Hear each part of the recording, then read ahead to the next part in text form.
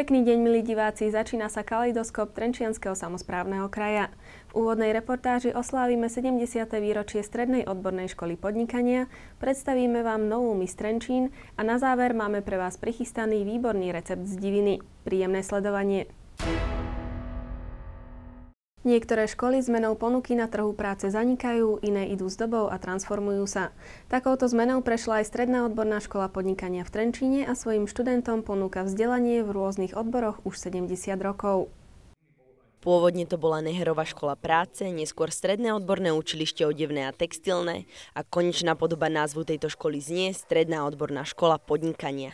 70-ka ozaj je to dosť zrelá dáma, takže ja som trošku mal takú predstavu, že urobiť len také komorné oslavy 70. výročia, ale potom som si uvedomil, že na tej škole som veľmi dlho na to, aby som si nespomenul na svojich bývalých kolegov, svojich bývalých žiakov. Takže som sa rozhodol s vedením školy a s kolektívom, že urobíme oslavu, ktorá si zaslúži pozornosť, a pretože to bolo okrúhle výročie, tak ja som rád, že sa to uskutočnilo, že kolegovia prišli.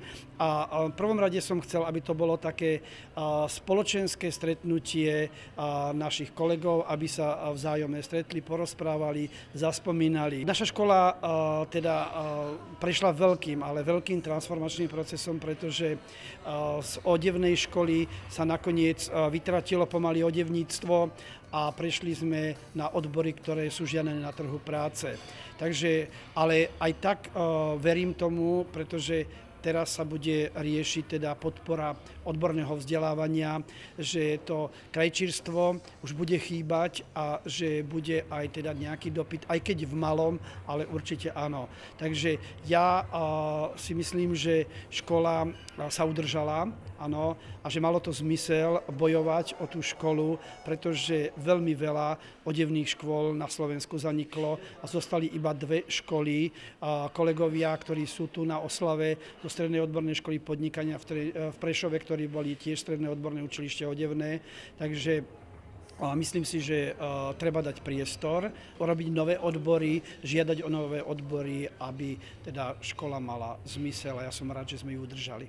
Stredná odborná škola podnikania je príkladom prispôsobenia sa meniacim sa podmienkám, pretože keď začal Nehera budovať odevnú fabriku v Trenčíne, tak po vzoru Baťu škola práce potrebovala odborníkov, riadiacich pracovníkov. Škola postupne menila posielanie cez odevné učilište až k Strednej odbornej škole podnikania.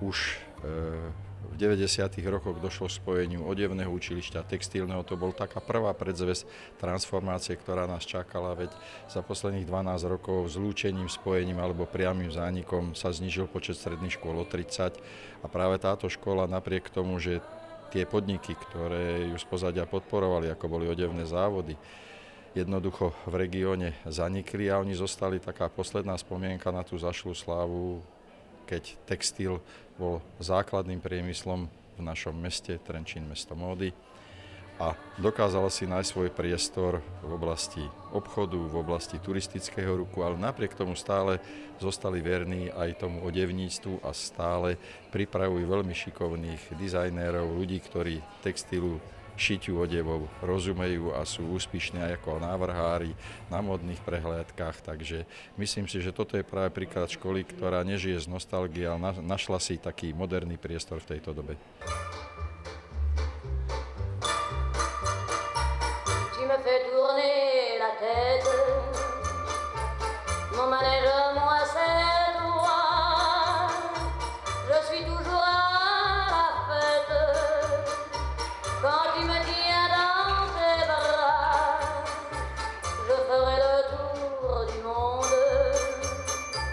Ça ne tournerait pas plus que ça. La terre n'est pas assez ronde pour m'étourdir autant toi. Škola sa zúčastňuje aj na mnohých súťažiach a medzinárodných projektoch pre mládež. Tu študenti nadobúdajú praktické a komunikačné zručnosti v rôznych oblastiach, spoznávajú nové mestá a miesta a získavajú cezhraničné kontakty a priateľstvá. Pred 11 rokmi sme začali s medzinárodnou výmenou mládeže a hľadali sme ďalšieho partnera. Cez kontakty a stretnutie v Trenčianskych Tepliciach sme sa dostali k tejto škole v Trenčíne. Spoločne organizujeme spomínanú medzinárodnú výmenu mládeže, ktorá sa koná u nás v Šírke. Tento rok mala tému chudoba a nezamestnanosť mládeže v Európe a boj proti nej. Najbližší projekt sa koná v novembri. Je to medzinárodný tréning. Spolupracujú na ňom mládež aj dospelí v 3 oblastiach: divadlo, šport a zážitková pedagogika. V našom projekte sa stretávame s postihnutými. Pracujeme so školou pre sluchovo postihnutých. Krása ženy je oslavovaná v takmer každej kultúre. Výnimkou nie je ani tá slovenská, kde sú súťaže Miss už tradíciou. O tento titul si v Trenčíne aj tento rok zasúťažilo 12 dievčat. Ktorá z nich sa napokon stala víťazkou, si pozrite v nasledujúcej reportáži. Jubilejný 10. ročník Miss Trenčín prebiehal s gráciou a noblesou. Krása a šarm boli za každým rohom. Dopadlo to podľa mňa fantasticky. Ja som mala také obavy, myslela som si, že tento 10. ročník už ani neurobím a nakoniec s pomocou všetkých možných priateľov sa nám podarilo urobiť niečo neskutočné. Podľa mňa tento rok bol zatiaľ najlepší a som veľmi spokojná. Stretlo sa 12 neskutočných dievčat, mali sme sústredenia, kde nás navštívil aj moderátor Pinďo a spoločne sme proste tam zažili 3 neuveriteľné dni, kde sme spoznali dievčatá, ich radosť, ich problémy, boli slzy, boli emócie, bolo to niečo neuveriteľné. Tak ja poviem, že zatiaľ najlepšia finálová 12. Porota mala tak ako každý rok aj tento ťažkú úlohu. Stretli sa tu tie najkrajšie devy Trenčianskeho kraja. I think it was a dobrý večer, right? A dobrý večer. Beautiful evening, was really wonderful. Toto bol naozaj výnimočný večer a prvá dáma dnešného večera je skutočne krásna. Porota mala neľahkú úlohu vybrať ju spomedzi toľkých krásnych dievčat. Žijem blízko Miami, kde sa pohybujú pekné ženy v pekných bikinách, čo je veľmi atraktívne. Ale musím povedať, že zatiaľ spomedzi krajín, ktoré som navštívil, najkrajšie ženy sú práve na Slovensku. Bolo to veľmi dobré, bolo to vôbec prvýkrát, čo som sa zúčastnil tejto akcie, musím povedať, a takisto teda aj prvýkrát, že som bol v porote. A musím povedať, že to bola veľmi zaujímavá akcia, veľmi dobre zorganizovaná a bolo tu 12 veľmi pekných finalistiek. Tak musím povedať, že v tej prvej trojke boli 2 moje favoritky, takže vlastne len ten jeden som sa netrafil, dá sa povedať. Kritéria, je to podobne ako pri mojej práci, keď navrhujem auta, ktoré musia byť krásne, ktoré musia byť elegantné, musia mať fantastické proporcie. A to je vlastne veľmi, veľmi podobné a také synonymum so ženskou krásou pre mňa. Je to nádherné, úžasné, už som to zažil asi 4. alebo 5. krát. No, tá príroda je to naozaj mocná čarodejka a stvára úžasné, nádherné tvary, útvary, podivuhodné bytosti. Každý ten ročník určite, aspoň ktorý ja som zažil, bol naozaj neopakovateľný a tento bol nielen preto, že bol 10., ale aj svojou atmosférou a niektorými novými prvkami, ktoré sa vniesli do toho večera celého, bol naozaj taký ojedinelý. A nie je to iba môj názor. Nové prvky v súvislosti s týmto večerom zažila aj televízia Trenčín. Ja si myslím, že bolo to vynikajúce, každý rok tá kvalita stúpa a pre nás to znamená nových a nových divákov, lebo len za toto obdobie Miss zrástla na našej webovej stránke sledovanosť o 23%, čo je fantastické číslo a dosiahli sme tých veľmi pekných 11 500 návštev za jediný mesiac. Takže my sme urobili rekord sledovanosti. Ja si myslím, že Miska zase rekord v kvalite, lebo boli tu vynikajúci hostia, šikovné dievčatá a naši diváci, ktorí majú výnimočne dobrý vkus, tak sa trafili, lebo Miss Sympatia zároveň bola aj s telepílom aj s exepílom. Čiže spojili sa tu dve kvality a to už je čo povedať, že skutočne to bolo to pravé orechové.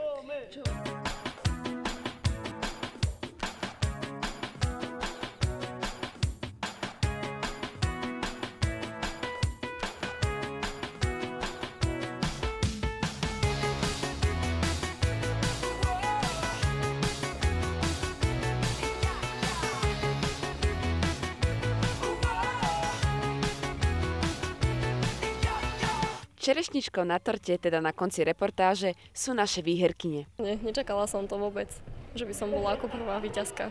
Absolútne. Ja som fandila všetkým, každá je pekná, len ja som si osobne myslela, že vyhrá 7.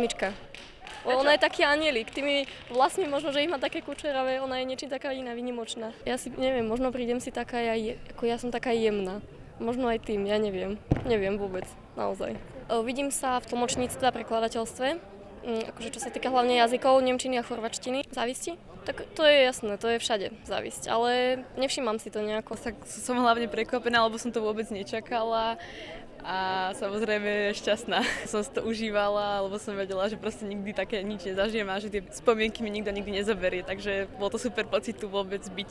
Chcem poďakovať vlastne všetkým, čo sa starali o to, aby sme mali super make-up, vlasy a samozrejme pani Bačovej. V závere relácie bude opäť patriť vareniu, tentokrát v spoločnosti Emila Košuta. A čo budeme variť, vám už prezradí Dano Čakajík.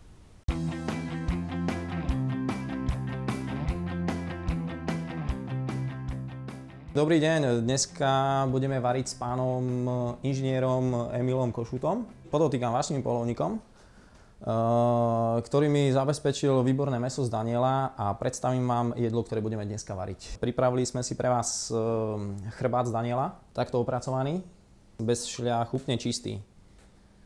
Budeme ho robiť s rozmarínom, s borievkami na červenom víne Cabernet Sauvignon. Orestujeme si ho, dáme do trúby a pomaličky ho budeme dorábať na medium. A príloha bude k tomu z tekvice, aby to bolo na spôsob diviny. Tak netradičné, dáme k tomu figy a dáme tomu šípkový džem a sol a korenie. Tak poďme na to. Emil, prosím ťa, nakráš mi trošku cesnaku na plátky. Takže Daniel varí Daniela dneska.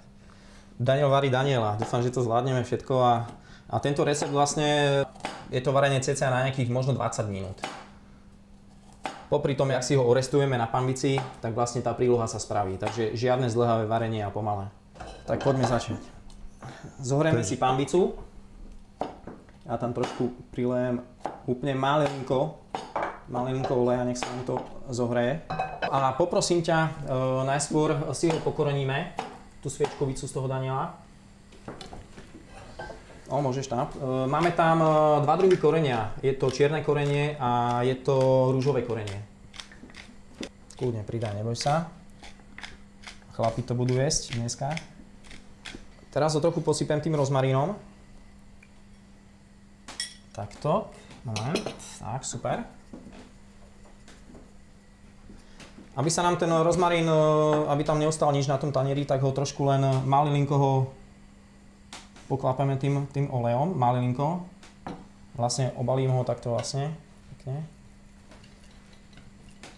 Medzi tým sa nám panvica už zohriala, takže môžeme ho sprúdka orestovať. Aby som ťa teda využil pri tom spoločnom varení, tak môžeš ho pekne toho Daniela tuto položiť, aby sa nám začal restovať. Super, tak to je jeden, dáme druhého. Vlastne takto sa nám restuje Daniel. Z každej strany ho zatvoríme, aby nám šťava ostala pekne vnútri. Dneska sme si zvolili takú netradičnú omáčku zo šípok a z fíg. Figy by mali byť takéto fialové, prezreté, aby tá chuť bola taká na sladko. Do omáčky nebudeme pridávať žiadny cukor, žiadny med, žiadne také veci, takže tá chuť bude úplne taká prírodná. Daniela, ešte chvíľočku. Daniela som strelil ja, som ho strelil asi pred necelým mesiacom.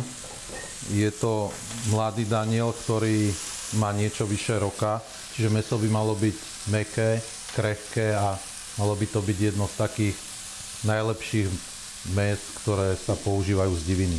Jak som dneska pripravoval tú sviečkovú z toho Daniela, tak fakt Emil hovorí pravdu, že to mäso je jemnúčké, voňavé, není tam žiadna taká bočná chuť, ktorá by nám vlastne vadila. No a vlastne si mi spomínal, že to tvoje poľovníctvo je taká tvoja vášeň. Nejaký taký zážitok? No tak polujem už asi 4 roky, alebo 5. rok. Áno. V podstate nie som ešte taký skúsený poľovník, ako si povedal. Rád chodím do hory, skôr ako taký ochranár, pretože ešte moc som toho teda nestrelil. Skôr mám rád také, keď vidím tie zvieratá, ako sa pasú, ako žijú. A myslím si, že poľovníctvo nie je len v tom, že aby sa zvieratá strieľali, ale hlavne je v tom, aby sa príroda chránila a tým zvieratám sa pomáhalo prežiť. Na druhej strane zase je problém, že tých zvierat je strašne moc, sú premnožené a spôsobujú dosť veľké škody. A zase poľovníci a poľovnícke združenia s tým majú problémy, lebo musia tieto škody potom nahradiť tomu, komu tie zvieratá to spôsobili. Vlastne je to až taký príjemný koníček a zrelaxovanie z práce a z týchto... No, keď spomínaš koníčkov, tak jeden taký zážitok mám. Prvý alebo druhý rok, keď som poloval, som bol v Nitrianskom Pravne, sme sedeli s kamarátom na posede. On samozrejme za chvíľu zaspal a driemal. Mali sme strieľať vysokú a na lúku došlo stádo koní, ktoré ušli majiteľovi. Tak som do ňo tak drcol, že aby sa pozrel, že strieľaj, rýchlo strieľaj. Myslel si, že je to asi nejaký jeleň. No bola by to bývala veľká sranda, keby sme boli strelili koňa. Posúme sa trošku vo varíni. Máme orestovanú tú sviečkovicu z toho Daniela. Do Zlatova. Takže, Emil, prosím ťa, podaj mi ten Cabernetík Sauvignon, ktorý tam budeme, tuto ho môžeme zatiaľ položiť. Teraz dáme tam toho šipkového džemu domáceho.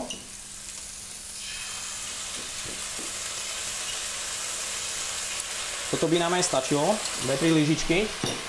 Samozrejme, stačia úplne 2 bobkové listy a 3-4 guličky borievky.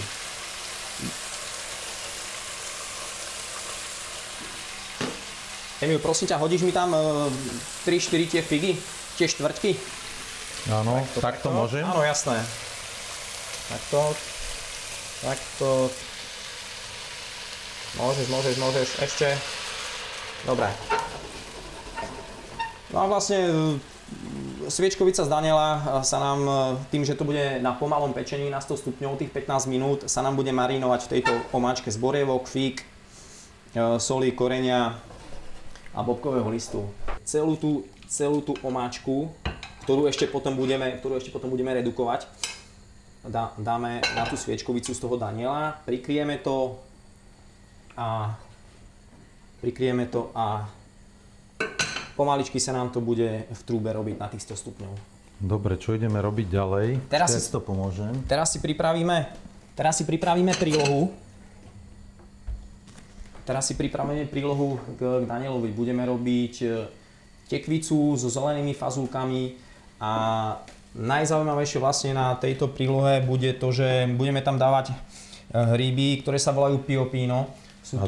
Skočím ti do reči, to sú hríby podobné ako václavky, áno? Presne, sú to hríby podobné ako václavkám, rastú aj u nás na kmeňoch stromov ako václavky, ale nerastú v takom hojnom počte.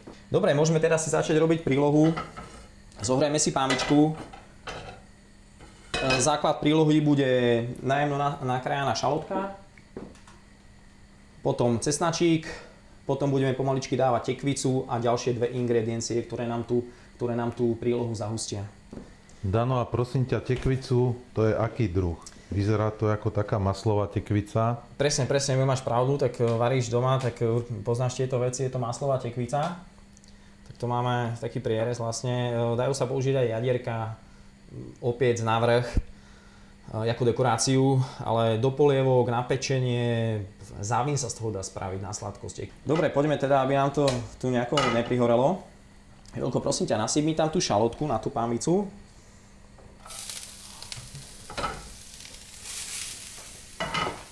Dobre, jasné, takže šalotka sa nám restuje. Jelko, prosím ťa, môžeme cesnak hodiť.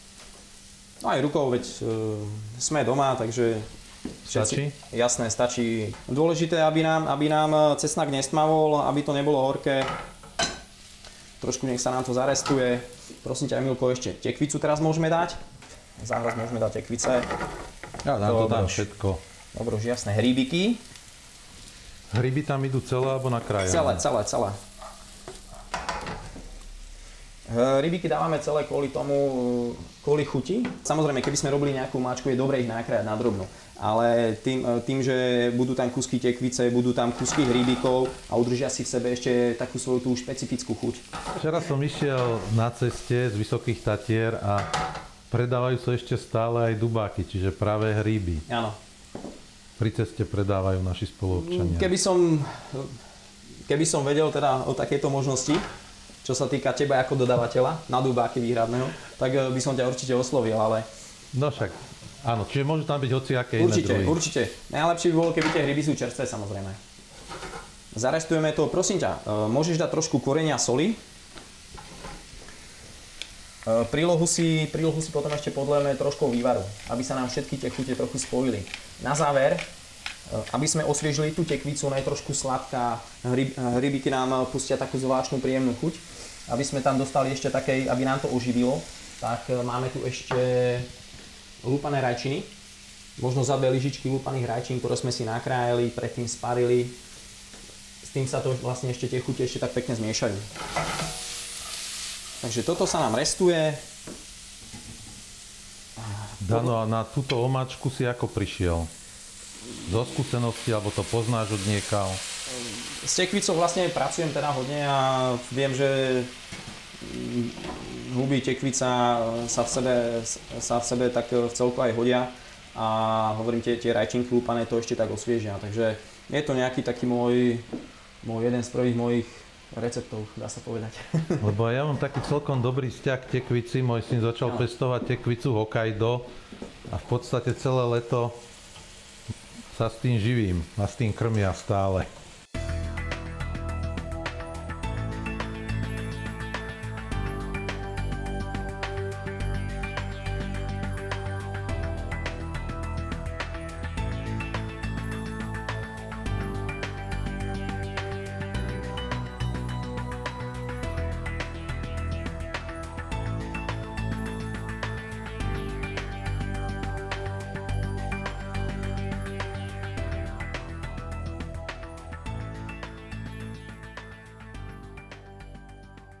Jedlo máme pripravené, pekne sme ho naservírovali, moderná gastronómia to vyžaduje, aby to aj vyzeralo pekne na tanieri, takže mladý Daniel padol vhod a pekne, perfektne správený na medium. Príloha je výborná, omáčka, tak Emilko, dobrú chuť a... Tak ďakujem, kuchár Daniel. Vyzerá to veľmi dobre, určite to bude aj veľmi dobre chuťové. Tak ochutnám najprv mäso. Daniel, výborné. Ďakujem. Dúfam, že bude taká aj príloha.